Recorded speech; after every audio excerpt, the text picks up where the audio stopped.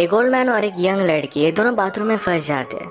Old man एक journalist था और उसकी इंटरव्यू ये लड़की लेना चाहती थी, पर उसके इंटेंशन कुछ अलग ही थे। हेलो फ्रेंड्स, आज मैं आपको मैड्रिड 1987 या 2011 की एक फ्रेंच मूवी एक्सप्लेन करने वाला हूँ। ये kind of hang out movie है, तो इसके कन्वर्सेशन को आप रिलैक्स कर कुछ खाते हुए एंजॉय कर सकते हो। तो बिना किसी देरी के एक्सप्लेनेशन स्टार्ट करते हैं। मूवी स्टार्ट होती है और हम हमारे मेन कैरेक्टर को, जिसका नाम है मिगेल, इसे एक होटल में राइट करता देख सकते हैं। ये न्यूज़पेपर के लिए राइट करता है और ये बहुत ही फेमस राइटर है। आज उसे मिलने के लिए एक लड़की आई जो हमारी और एक मेन कैरेक्टर है, इसका नाम है एंजेला। एंजेला आज मिगेल का इंटरव्यू लेना चाहती थी। वो भी अच्छे से राइट करना चाहती है, एक अच्छी जर्नलिस्ट बनना चाहती है। मिगेल एंजेला को कुछ ऑर्डर वगैरह करने के लिए कहता है। उसने बहुत पहले एक आदमी के बारे में आर्टिकल लिखा था, उसके बारे में वो बात कर रहा था। वो कहता है मैंने उसके बारे में आर्टिकल लिखा, पर इसके बाद ही उसकी डेथ हो गई थी, तो हमने वो पब्लिश नहीं किया। वो और उसका पब्लिशर बहुत ही क्लोज थे। एंजेला पूछती है कि ऑफिस में सबसे तुम क्लोज थे। मिगेल कहता है एक जगह पर अगर तुम 25 इयर्स तक काम करो तो सिर्फ एक दूसरे को मारना ही बाकी रहता है। मिगेल है बहुत ही स्ट्रेट फॉरवर्ड, उसे जो चाहिए होता है इसके बारे में बोल देता है। इस टाइप का कैरेक्टर है।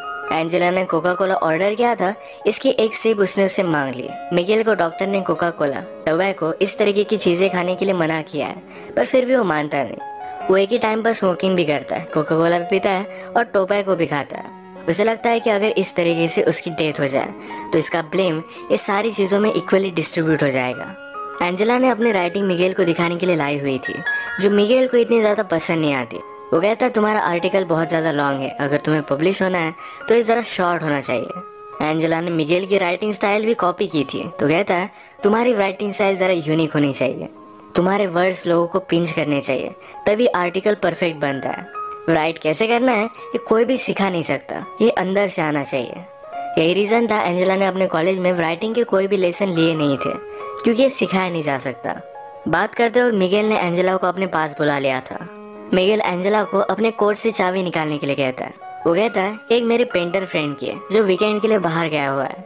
तुम्हें कॉल करने से पहले मैंने ये चाबी उससे ले ली थी, इसके बाद मैंने मेरा लक ट्राई किया। मिगेल एंजेला को अपने साथ वहाँ लेकर जाना चाहता था। वो उसे कहता है इंटरव्यू लेते वक्त हमारे बीच कोई भी डिस्ट्रैक्शन नहीं आना चाहिए। ये वहाँ पर पहुंचे, मिगेल एंजेला को टी वगैरह देता है। यहाँ पर अलग अलग पेंटिंग्स पड़ी हुई थी, तो मिगेल कहता है पेंटिंग ये आर्ट फॉर्म मुझे बहुत अच्छा लगता है। जब आप पेंटिंग करते हो उसके बाद भी कलर्स को स्मेल कर पाते हो, फिजिकली इसे एंजॉय कर पाते हो, पर राइटिंग का उस तरीके से कुछ भी नहीं है। एंजेला ने ग्लासेस लगाए थे तो उसने वो निकाल लिया, उसके बाद उसे किस कर लेता है। इसके बाद मिगेल ने कहा कि आजकल मुझे किसिंग में कोई भी इंटरेस्ट नहीं है, जैसा एज बढ़ता गया वैसे इंटरेस्ट चला जाता है। उसने फिर उसे कपड़े निकालने के लिए कहे। उसका मानना था कि एंजेला उससे कुछ सीखने वाली है, तो उसके बदले में उसे भी कुछ मिलना चाहिए। वो उसे क्लियरली बोल देता है कि मुझे जो चाहिए ये मैंने तुम्हें क्लियरली बता दिया है, इससे ज़्यादा तुम और कुछ भी एक्सपेक्ट नहीं कर सकते। इसका मतलब ये नहीं कि तुम टैलेंटेड नहीं हो, पर फिजिकली मैं तुमसे अट्रैक्टेड हूँ। आजकल मैं किसी भी लड़की को सीड्यूस नहीं कर पाता, जब यंग था तब की बात अलग थी। अगर आज एंजेला के साथ उसका कुछ हुआ तो इसके बारे में वो लिखने वाला है। एंजेला को ज़रा अनकंफर्टेबल लगा, तो यहाँ से वो चली जाती है। थोड़ी देर में माइंड चेंज कर फिर से वो वापस आ गई। उसने अपने कपड़े निकाले। मिगेल ने अपने फ्रेंड की कलर लेकर उसके बॉडी पर वो ड्रॉ करता है। इनके बीच में अब तक फिजिकली कुछ भी नहीं हुआ। इसके बाद एंजेला शावर लेने के लिए चली जाती है। मिगेल भी उसके पीछे पीछे आया।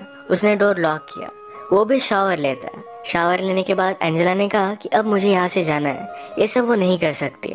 मिगेल को ये बात सुनकर बुरा लगा, पर एंजेला जब यहाँ से जा रही थी तो बाथरूम का डोर ही ओपन नहीं होता। ये डोर खराब था, पर मिगेल का फ्रेंड उसे बताना भूल गया था। एंजेला इसे खोलने का बहुत ट्राई करती है। मिगेल ने भी ट्राई किया, पर दोनों से खुल नहीं पाता। एंजेला बाथरूम की छोटी सी खिड़की से हेल्प मांगने की कोशिश करती है, पर मिगेल ने उसे कहा कि प्लीज ऐसा कुछ भी मत करो, अगर हम दोनों एक साथ पकड़े गए तो तमाशा हो जाएगा। वो एक फेमस राइटर है, तो स्कैंडल भी बन सकता है। मिगेल ने कहा कि मेरा फ्रेंड 2 दिन तक वापस नहीं आएगा, इतने टाइम में उसकी वाइफ पुलिस को कॉल कर देगी। एंजेला कहती कि मेरे पेरेंट्स उससे पहले ही ज़रा ज़्यादा वरीड हो जाएंगे। ये इन दोनों के लिए प्रॉब्लम थे, तो फिर से खिड़की से आवाज़ लगाने लग जाते हैं, पर इन्हें कोई भी सुन नहीं पा रहा था। मिगेल कहता है हमारी सिचुएशन बहुत ही अजीब है, एक तो कॉमेडी हो सकती है या फिर ट्रेजेडी। एंजेला ने कहा कि अगर हम सेफली यहाँ से निकल गए तो एक कॉमेडी होगी, अगर मेरे पेरेंट्स को पता चल गया तो एक ट्रेजेडी में कन्वर्ट हो जाएगी। मिगेल पूछता है कि तुम्हारे फादर क्या करते हैं। एंजेला ने कहा कि वो मिलिट्री में है, उनका नाम उसने उसे बताया, तो मिगेल उन्हें जानता था। एंजेला की बड़ी सिस्टर को भी वो जानता है, उन दोनों में 17 ईयर्स का डिफरेंस है। मिगेल कहता है कि जब वो एक्टिंग क्लास में थी तो हम दोनों फ्रेंड्स हुआ करते थे। वो एक्चुअल में उसे लाइक करता था, पर उन दोनों के बीच में कुछ भी नहीं हुआ। मिगेल बहुत ही वरीड था कि उसकी वाइफ पुलिस को बुला लेगी। उसे एक राइटर की स्टोरी याद आई। राइटर हमेशा अपनी वाइफ पर चीट करता था। एक दिन वो घर पर ही नहीं आया। उसकी वाइफ को पता था कि वो किसी और लड़की के साथ है, फिर भी उसने पुलिस को कॉल कर दिया। कहा कि टेररिस्ट लोगों ने मेरे हस्बैंड को किडनैप कर लिया है। जब वो राइटर नेक्स्ट दिन उठा तो अपने आप को उसने डायरेक्टली न्यूज़ पर पाया। ये सब बहुत ही फनी बन गया था। उसकी वाइफ ने उसे एक लेसन टीच करने के लिए ये सब किया था। मिगेल कहता है कि तुम्हारे डैड और सिस्टर में कभी भी बनती नहीं थी, वो हमेशा फाइट करते थे। एंजेला ने कहा कि वो अब भी करते हैं। एक्चुअली एंजेला ने अपनी सिस्टर से ही मिगेल का नंबर लिया था। मिगेल कहता है एक बार मैंने उसे बताया था कि मैं उसे लाइक करता हूँ, पर उसने मुझे रिजेक्ट कर दिया था। अगर उसे पता चला कि हम दोनों किस सिचुएशन में हैं तो मैं वंडर करता हूँ कि वो करेगी क्या। आजकल एंजेला की सिस्टर एक बड़ी एक्ट्रेस बन चुकी है। एंजेला कहती है कि मेरी सिस्टर को लगता है कि तुम बहुत ही ओवररेटेड राइटर हो। मिगेल को सुनकर बुरा लगा, पर वो कहता है एक ओवररेटेड राइटर ही इसको अपना करियर बना सकता है। एंजेला पूछती है लोग क्या कहते हैं, क्या तुम्हें इससे कुछ भी फर्क पड़ता है। मिगेल पूछता है क्या अब भी तुम मेरा इंटरव्यू ले रही हो। मैं तुम्हें सब आंसर्स दूंगा, पर ये इंटरव्यू किस तरीके से एंड होती है इस पर ही डिपेंड करेगा। वो उसे टच करने वाला था, पर एंजेला उसे दूर जाकर बैठी। एंजेला कहती है तुम्हारे नॉवेल्स बहुत ही अजीब तरीके से थे, पर फिर भी उन्हें बहुत सारे अवार्ड्स वगैरह मिले हैं। मिगेल कहता है नॉवेल लिखते हो लोग बहुत ही ज़्यादा टाइम लेते हैं, मैंने इसे प्रोफेशनली लिखा था। हर रोज़ मैं कुछ टारगेट रख कर इसे कंप्लीट कर ही डालता था। मिगेल एंजेला से कहता है कि फिर से ट्राई कर देखो, तुम्हारी आवाज़ सुनकर तुम्हें हेल्प करने के लिए कोई भी आदमी आ सकता है। सुंदर लड़की देखी नहीं और हर आदमी उसे हेल्प करना चाहता है। आवाज़ देने के बाद भी उसे कोई भी सुन नहीं रहा था। मिगेल फिर से एंजेला के पास आ गया। उसे कहती है मुझे सिर्फ यहाँ से जाना है, उसके साथ कुछ भी नहीं करना चाहती। एंजेला फिर से डोर को ओपन करने की कोशिश करती है। मिगेल कहता है कि जब आप यंग होते हो तो लगता है कि इस लाइफ में कुछ पॉइंट है, वो अपनी लाइफ कुछ अलग तरीके से जी लेंगे, पर बाद में पता चलता है कि लाइफ में बहुत सारी चीज़ें पॉइंटलेस थी, इसमें कोई भी मीनिंग नहीं था। हर एक की कोई ना कोई तो प्रायोरिटी होती है।